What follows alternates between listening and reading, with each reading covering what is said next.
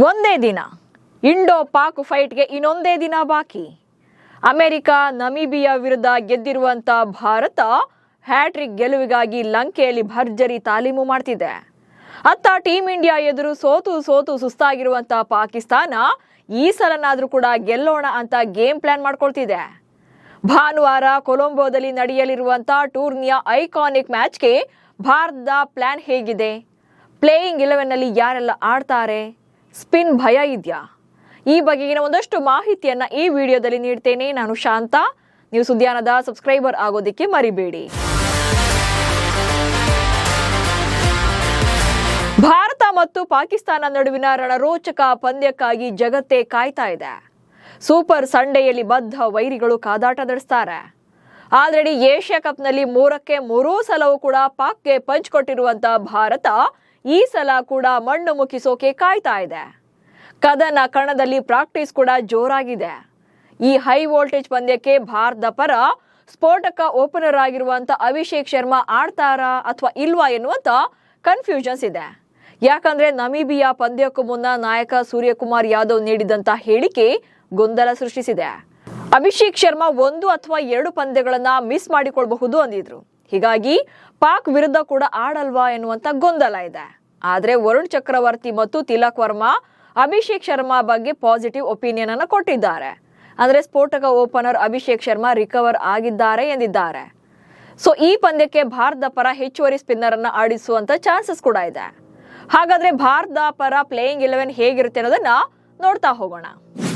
ಸದ್ಯದ ಸಿಚುಯೇಷನ್ ಗಳನ್ನ ನೋಡ್ತಾ ಇದ್ರೆ ಅಭಿಷೇಕ್ ಶರ್ಮಾ ಅವರು ರಿಕವರ್ ಆಗಿರುವಂತ ಚಾನ್ಸಸ್ ಇದೆ. ಹೀಗಾಗಿ ಅಭಿಷೇಕ್ ಶರ್ಮಾ ಇನ್ನಿಂಗ್ಸ್ ಅನ್ನ ಆರಂಭ ಮಾಡುವಂತ ಸಾಧ್ಯತೆ ಇದೆ. ಸೊ ಅಭಿಷೇಕ್ ಶರ್ಮಾ ಇಲ್ಲಿ ಪ್ಲೇಯಿಂಗ್ 11 ಒಳಗಡೆ ಬಂದ್ರೆ ಸಂಜು ಸ್ಯಾಮ್ಸನ್ ಹೊರ ಬೀಳ್ತಾರೆ. ಹೀಗಾಗಿ ನಮೀಬಿಯಾ ವಿರುದ್ಧ ಸಂಜು ಸ್ಯಾಮ್ಸನ್ ಅವಕಾಶ ಪಡೆದಿದ್ರು ಅಭಿಷೇಕ್ ಇಲ್ಲದಿದ್ದಕ್ಕೆ.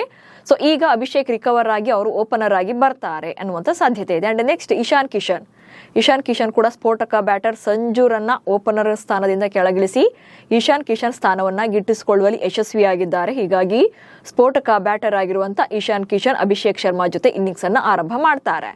ಅಂಡ್ ನೆಕ್ಸ್ಟ್ ನಂಬರ್ 3 ನಲ್ಲಿ ತಿಲಕ್ ವರ್ಮಾ ಬರ್ತಾರೆ. ತಿಲಕ್ ವರ್ಮಾ ಆಲ್ರೆಡಿ ನಂಬರ್ 3 ನಲ್ಲಿ ತಮ್ಮ ಸ್ಥಾನವನ್ನ ಭದ್ರಪಡಿಸಿಕೊಂಡಿದ್ದಾರೆ. ಜೊತೆಗೆ ಪಾಕಿಸ್ತಾನದ ವಿರುದ್ಧ ಕಳೆದ ಏಷ್ಯಾ ಕಪ್ನ ಫೈನಲ್ ಪಂದ್ಯದಲ್ಲಿ ರಿಯಲ್ ಮ್ಯಾಚ್ ವಿನ್ನರ್ ಆಗಿದ್ರು. ಅದ್ಭುತವಾದಂತಹ ಬ್ಯಾಟಿಂಗ್ ಅನ್ನ ಮಾಡಿದ್ರು. ಹೀಗಾಗಿ ನಂಬರ್ 3 ನಲ್ಲಿ ತಿಲಕ್ ಬರ್ತಾರೆ. ಅಂಡ್ ನಂಬರ್ 4 ನಲ್ಲಿ ಕ್ಯಾಪ್ಟನ್ ಆಗಿರುವಂತಹ ಸೂರ್ಯಕುಮಾರ್ ಯಾದವ್ ಆಡ್ತಾರೆ. ಕಳೆದ ವರ್ಷಕ್ಕೂ ಈ ವರ್ಷಕ್ಕೂ ಕೂಡ ಸೂರ್ಯಕುಮಾರ್ ಯಾದವ್ ಬ್ಯಾಟಿಂಗ್ ನಲ್ಲಿ ತುಂಬಾನೇ ಡಿಫ್ರೆನ್ಸಸ್ ಇದೆ. ಕಳೆದ ಏಷ್ಯಾ ಕಪ್ ನಲ್ಲಿ ಒಂದು ಅರ್ಧ ಶತಕ ಬರದೇ ಇದ್ರು ಕೂಡ 3 ಪಂದ್ಯಗಳಿಂದ ಪಾಕಿಸ್ತಾನದ ವಿರುದ್ಧ. ಬಟ್ ಈ ಸಲ ಪಾಕಿಸ್ತಾನದ ವಿರುದ್ಧ ವಿಂಟೇಜ್ ಸೂರ್ಯಕುಮಾರ್ ಯಾದವ್ ಆರ್ಭಟ ನೀಡುವಂತ ಚಾನ್ಸಸ್ ಇದೆ.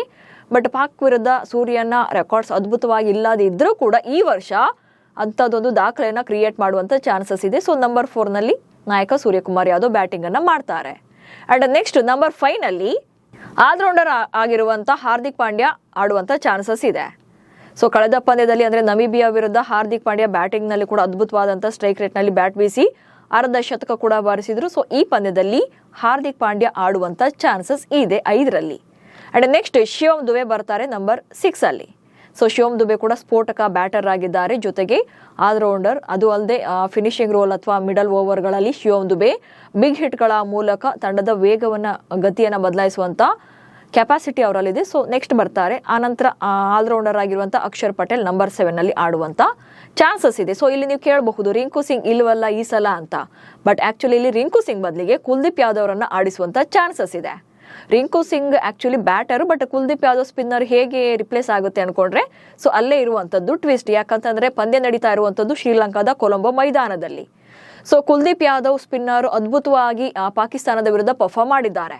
ಕಳೆದ ಏಷ್ಯಾ ಕಪ್ ನಲ್ಲೂ ಕೂಡ ಕುಲ್ದೀಪ್ ಅದ್ಭುತವಾದಂತಹ ಸ್ಪಿನ್ ಮೋಡಿಯನ್ನ ಹೊಂದಿದ್ದಾರೆ. ಹೀಗಾಗಿ ಕುಲ್ದೀಪ್ ರನ್ನ ಪಾಕ್ ವಿರುದ್ಧ ಆಡಿಸುವಂತ ಚಾನ್ಸಸ್ ಇದೆ. ಕಳೆದ 2 ಪಂದ್ಯಗಳಲ್ಲಿ ಕುಲ್ದೀಪ್ ಆಡದೆ ಇದ್ರೂ ಕೂಡ ಭಾರತ ಪರ ಈ ಸಲ ಅಲ್ಲಿ ಸ್ಪಿನ್ ಬೌಲಿಂಗ್ಗೆ ಹೆಚ್ಚು ಉಪಕಾರಿ ಆಗಿರೋದ್ರಿಂದ ಪಿಚ್ ಈ ಸಲ ಕುಲ್ದೀಪ್ ಯಾದವ್ ಸ್ಪಿನ್ ವಿಭಾಗದಲ್ಲಿ ಬರ್ತಾರೆ. ಜೊತೆಗೆ ಅಲ್ಲಿ ರಿಂಕು ಸಿಂಗ್ ರನ್ನ ಬೆಂಚ್ ಕಾಯಿಸುವಂತ ಚಾನ್ಸಸ್ ಇದೆ. ನೆಕ್ಸ್ಟ್ T20 ನಲ್ಲಿ ನಂಬರ್ 1 ಸ್ಪಿನ್ನರ್ ಆಗಿರುವಂತ ವರುಣ್ ಚಕ್ರವರ್ತಿ ಕೂಡ ಇರ್ತಾರೆ. ಸೊ ಕುಲ್ದೀಪ್ ಮತ್ತು ವರುಣ್ ಇಬ್ರು ಕೂಡ ಸ್ಪಿನ್ ವಿಭಾಗದಲ್ಲಿ ಆಡುವಂತ ಚಾನ್ಸಸ್ ಇದೆ. ಇದಕ್ಕೆ ಪ್ಯೂರ್ಲಿ ಕಾರಣ ಏನಂತಂದ್ರೆ ಅಲ್ಲಿನ ಪಿಚ್ ಹಾಗೆ ಪಾಕ್ ತಂಡದಲ್ಲಿ ಹೆಚ್ಚುವರಿ ಸ್ಪಿನ್ನರ್ ಗಳಿರುವಂತ ಕಾರಣಕ್ಕಾಗಿ, ಜೊತೆಗೆ ಅಲ್ಲಿ ಕ್ವಾಲಿಟಿ ಸ್ಪಿನ್ನರ್ ಗಳಿದ್ದಾರೆ.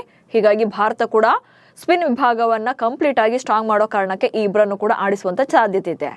ಜೊತೆಗೆ ಇನ್ನು ಪೇಸ್ ವಿಭಾಗ ಅಂತ ಬಂದ್ರೆ ಆಸ್ ಯೂಶುವಲ್ ಜಸ್ಪ್ರೀತ್ ಬುಮ್ರಾ ಹಾಗೆ ಹರ್ಷದೀಪ್ ಸಿಂಗ್ ಬರ್ತಾರೆ. ಒನ್ಸ್ ಅಗೇನ್ ಇಲ್ಲಿ ಮೊಹಮ್ಮದ್ ಸಿರಾಜ್ ಬೆಂಚ್ ಕಾಯಿಸುವಂತ ಚಾನ್ಸಸ್ ಇದೆ. ಇನ್ನ ಇದಿಷ್ಟು ಭಾರತ ಪರ ಪ್ಲೇಯಿಂಗ್ 11. ಸೊ ಅಲ್ಲಿಗೆ ಸಂಜು ಸ್ಯಾಮ್ಸನ್ ಹಾಗೆ ರಿಂಕು ಸಿಂಗ್ ಹೊರಬೀಳುವಂತ ಚಾನ್ಸಸ್ ಇದೆ.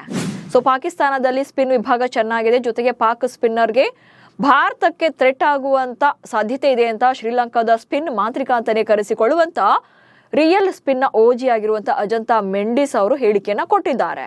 ಕೊಲಂಬೋದ ಪಿಚ್ ಸ್ಪಿನ್ ಫ್ರೆಂಡ್ಲಿ ಆಗಿದೆ. ಅದು ಅಲ್ಲದೆ ಭಾರತದ ವಿರುದ್ಧ ಪಾಕಿಸ್ತಾನ ಹೊಂದಿರುವಂತಹ ಅತಿ ದೊಡ್ಡ ಅಸ್ತ್ರ ಅಂದ್ರೆ ಅದು ಸ್ಪಿನ್ ಜೋಡಿ. ಅಬ್ರಾರ್ ಅಹ್ಮದ್ ಹಾಗೆ ಸೈಮ್ ಅಯೂಬ್ ಜೊತೆಗೆ ಉಸ್ಮಾನ್ ತಾರಿಕ್ ಭಾರತಕ್ಕೆ ಭಯ ಹುಟ್ಟಿಸುವಂತ ಸಾಮರ್ಥ್ಯವನ್ನ ಹೊಂದಿದ್ದಾರೆ ಅಂತೇಳಿ ಹೇಳಿಕೆಯನ್ನ ಕೊಟ್ಟಿದ್ದಾರೆ. ಸೊ ಈ ಮೂವರು ಕೂಡ ಸ್ಪಿನ್ ಬೌಲಿಂಗ್ ನಲ್ಲಿ ಹೆಚ್ಚಿನ ಇಂಪ್ಯಾಕ್ಟ್ ಅನ್ನ ಮಾಡಬಹುದು. ಸೊ ಇದು ಭಾರತೀಯ ಬ್ಯಾಟರ್ಗಳಿಗೆ ಮಾರಕವಾಗಬಹುದು ಎಂದಿದ್ದಾರೆ. ಅದು ಅಲ್ಲದೆ ಭಾರತದ ಸ್ಪಿನ್ ಮುಂದೆ ಸ್ವಲ್ಪ ಡಲ್ ಆದಂತೆ ಇದೆ. ಯಾಕಂದ್ರೆ ಕಳೆದ ನಮೀಬಿಯಾ ವಿರುದ್ಧದ ಪಂದ್ಯದಲ್ಲೂ ಕೂಡ ಅದು ಕ್ಲಿಯರ್ ಆಗಿ ಗೊತ್ತಾಗ್ತಾ ಇತ್ತು, ಸ್ವಲ್ಪ ವೀಕ್ ಅನಿಸ್ತಾ ಇತ್ತು, ಅಥವಾ ಸ್ಪಿನ್ ಬೌಲಿಂಗ್ ನಲ್ಲಿ ಬ್ಯಾಟಿಂಗ್ ಮಾಡೋಕೆ ಸ್ಟ್ರಗಲ್ ಪಡ್ತಾ ಇದ್ರು. ಹೀಗಾಗಿ ಭಾರತ ಈ ವಿಚಾರದಲ್ಲಿ ಅಂದ್ರೆ ಸ್ಪಿನ್ ಬೌಲರ್ಗಳನ್ನು ಎದುರಿಸುವಲ್ಲಿ ಸ್ವಲ್ಪ ಅಲರ್ಟ್ ಆಗಲೇಬೇಕಿದೆ. ಇನ್ನು ಇಂಡೋ ಪಾಕ್ ಪಂದ್ಯಕ್ಕೆ ಮತ್ತೊಂದು ಮಳೆ ಭೀತಿಯ ಭಯ ಕೂಡ ಇದೆ. ಭಾನುವಾರ ಸಂಜೆ 5 ಗಂಟೆ ವೇಳೆಗೆ ಮಳೆಯಾಗುವಂತ ಮುನ್ಸೂಚನೆಯನ್ನು ನೀಡಲಾಗಿದೆ. ಒಂದ್ ವೇಳೆ ಮಳೆ ಬಂತಪ್ಪ ಅಥವಾ ಪಂದ್ಯ ವಾಶ್ಔಟ್ ಆಯಿತು, ರದ್ದಾಯಿತು ಅಂತಂದ್ರೆ ಎರಡೂ ತಂಡಗಳಿಗೂ ಕೂಡ ಒಂದೊಂದು ಅಂಕಗಳನ್ನ ಕೊಡ್ತಾರೆ. ಈಗೇನಾದ್ರೂ ಆದ್ರೆ ಅಂದ್ರೆ ಮಳೆ ಬಂದು ಪಂದ್ಯ ರದ್ದಾದ್ರೆ ಪಾಯಿಂಟ್ಸ್ ಪಟ್ಟಿನಲ್ಲಿ ಯಾವುದೇ ಲಾಸಸ್ ಯಾರಿಗೂ ಕೂಡ ಇರೋದಿಲ್ಲ. ಭಾರತ ನಂಬರ್ 1 ಪ್ಲೇಸ್ ನಲ್ಲೇ ಇರುತ್ತೆ. ಯಾಕಂದ್ರೆ ಇಬ್ರಿಗೂ ಕೂಡ ಒಂದೊಂದು ಪಾಯಿಂಟ್ಸ್ ಅನ್ನ ಕೊಟ್ಟು ಅಂಕಗಳು 5-5 ಆದ್ರೂ ಕೂಡ ನೆಟ್ ರನ್ ರೇಟ್ ನಲ್ಲಿ ಭಾರತ ಅದ್ಭುತವಾದಂತ ನೆಟ್ ರೇಟ್ ಅನ್ನ ಹೊಂದಿದೆ. ಹೀಗಾಗಿ ನಂಬರ್ 1 ಸ್ಥಾನದಲ್ಲೇ ಇರ್ತಾರೆ. ಸೊ ಅಂತಿಮವಾಗಿ ನಿಮಗೂ ಕೂಡ ಭಾರತಕ್ಕೆ ಸ್ಪಿನ್ ಸ್ವಲ್ಪ ಕಷ್ಟ ಆಗಬಹುದು ಅನಿಸಿದ್ರೆ ಕಮೆಂಟ್ಸ್ ಮೂಲಕ ತಿಳಿಸಿ. ಹಾಗೆ ಸುದ್ದಿಯನ್ನು ಫಾಲೋ ಮಾಡಿ. ನಮಸ್ಕಾರ.